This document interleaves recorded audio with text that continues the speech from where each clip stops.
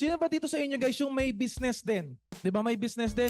And syempre, ang katulad nga ng sinabi niya, parang mahirap pagsamahin yung business, finance, sa personal finance. Agree? 'Di ba? And napakahirap kung naghahalo talaga silang dalawa. And at the same time, mas maganda kung may harang talaga. Kung business lang na pera, business lang. Okay, kung personal finance lang.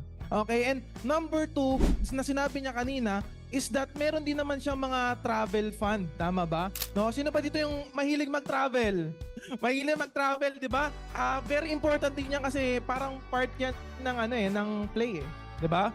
Play and fun. Pero guys, itong sinasuggest ko sa inyo na 6-jar money management, this is for basics lang. Pwede mo pa namang dagdagan yan eh. Okay? Kung may kung gusto mo mag-save for your travel fund, maglagay ka ng separate jar for that. Huwag mo siyang isasama sa emergency fund. Okay? Kailangan